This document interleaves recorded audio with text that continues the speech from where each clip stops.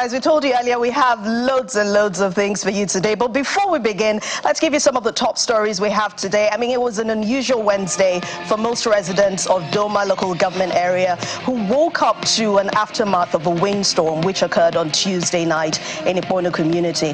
The windstorm also left many persons injured. Several houses, public infrastructure, all destroyed, leading to the displacement of thousands of people. What is our own mission now is to call the federal government and state government and the local government to come to our aid so that we can find some other things to our people to repair what is damaged.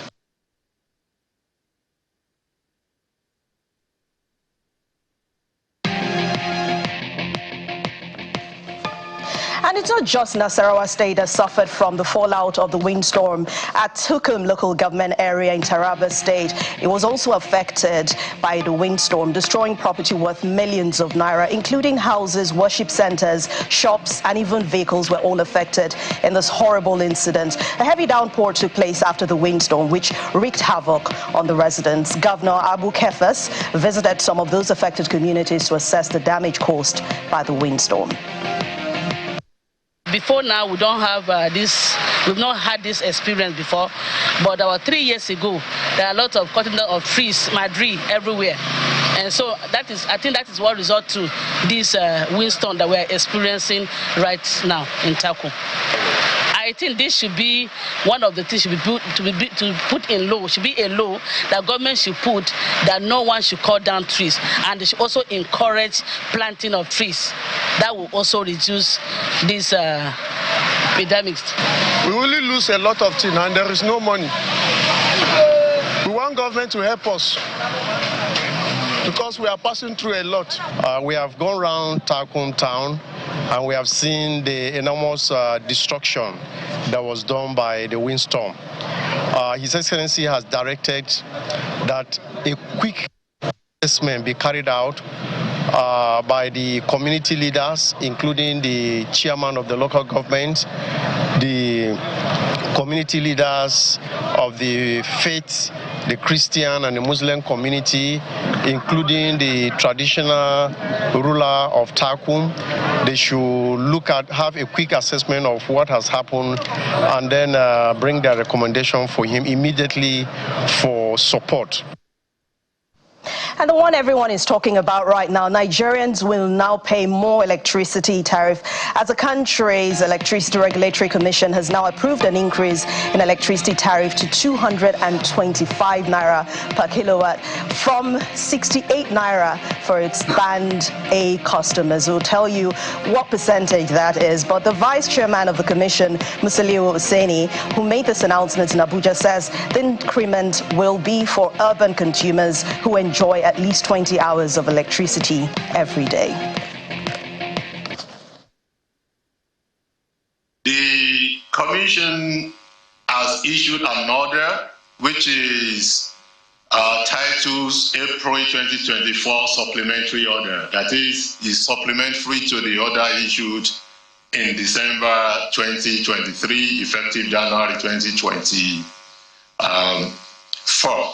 So the April supplementary order takes effect from today, and in that order, the Commission has approved a rate review of 225 naira per kilowatt hour for just under 15% of the customer population in NESI.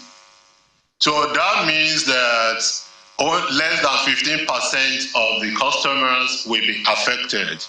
And you recall the number, I'm sure you are aware of the number of customers we have in NESI, and these are the customers that have been proven to be enjoying 20 hours average of supply.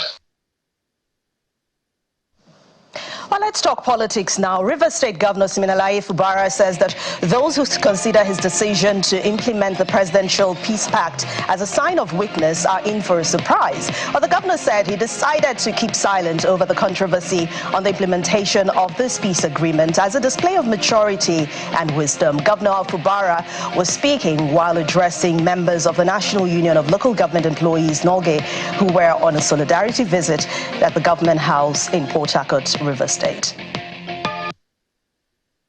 That resolution, I'm implementing it, is not a constitutional implementation. It's a political solution to a problem. And I'm doing it because of the respect I have for Mr. President. But let me say it here. If that action that I've accepted to follow will be taken for my weakness, I will surprise them.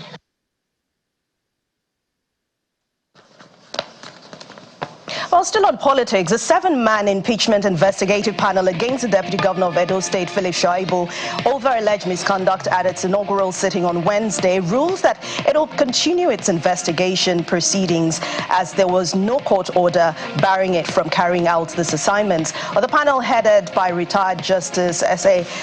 Omonwa, made this ruling following the objection by Mr. Shaibu, the lead counsel, Oladoyin Awoyale, over the continuation of these proceedings on the basis of an order from a federal high court in Abuja.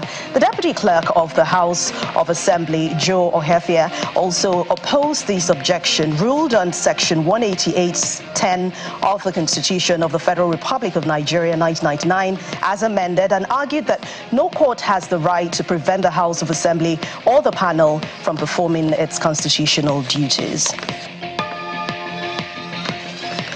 And now it's heartwarming news for Nigerian students. President Bola Tinubu on Wednesday signed the National Students Loan Amendment Bill into law, officially known as a Higher Education Bill. But the legislation has repealed and reenacted by the National Assembly after extensive consultations. After signing the bill, President Tinubu thanked the National Assembly for signing it promptly, emphasizing that education is a tool needed to fight poverty effectively.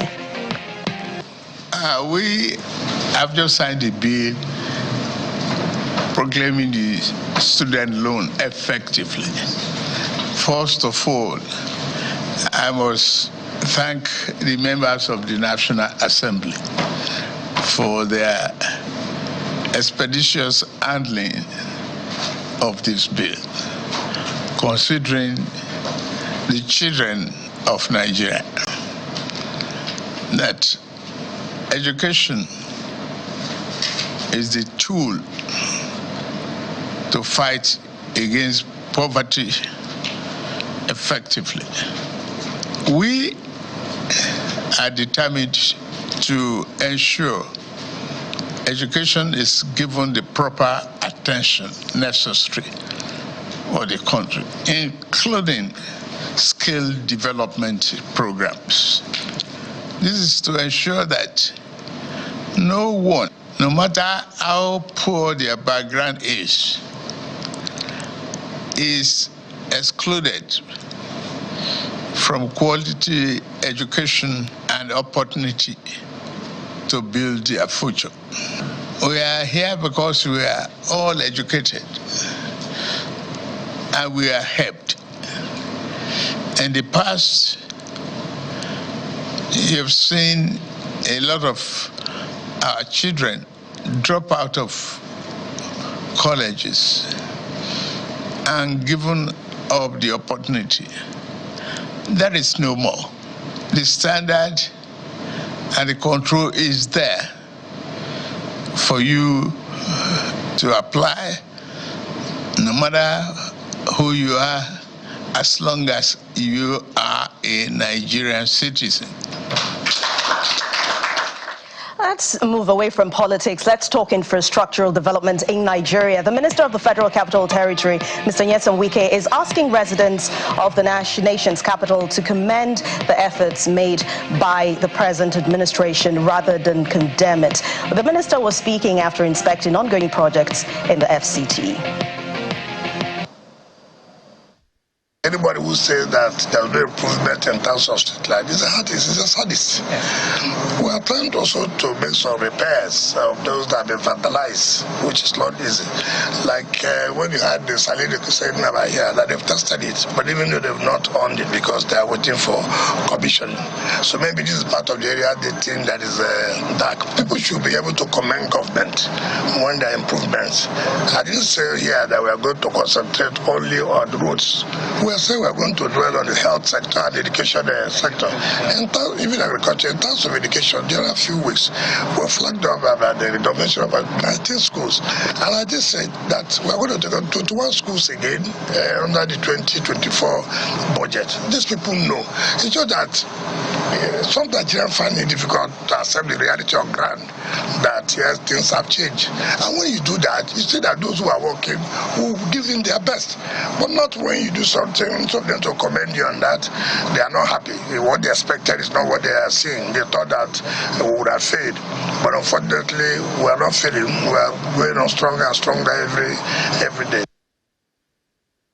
The impact of currency weakness on the Nigerian private sector was evident again in the month of March this year. Purchase costs rose at the sharpest rate on record, meaning that companies increased their own selling prices at an unprecedented pace. While the rate of expansion in business activity ticked higher, but step price rises acted to limit demand and the pace of new order growth eased to a fourth-month low.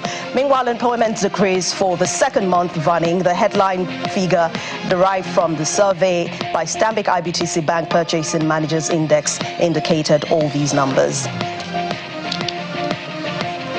At least 9 people were killed and more than 1,000 injured on Wednesday by a powerful earthquake in Taiwan after damaging dozens of buildings, prompting tsunami warnings as far as Japan and the Philippines before being lifted. Well, dozens of people were believed safe but unreachable in areas cut off by massive landslide triggered by the quake, but many were in tunnels that cut off through the mountains that bisected the island from the north and the south of that country. But officials are saying that the quake was the strongest to shake the island in 25 years, while warning of more tremors in the days ahead. Let's talk sports now. Super Falcons head coach Randy Waldrum says that his team will defeat the Banyana of South Africa to win the 2024 Olympic Games ticket. The West Africans will confront Banyana of South Africa in the first of a two-legged contest at the Moshood Abiola Stadium in Abuja. That game will happen on Friday, while the reverse fixture will hold in Pretoria in South Africa next week, Tuesday. Speaking to NFF Media, Waldrum said that this team is a generational team. No disrespect to the other teams, but the talent and the depth that is coming into the team, which we saw in Australia at the FIFA Women's World Cup against some of the best teams around the world. All right, so that's a wrap on the top stories we have for you today.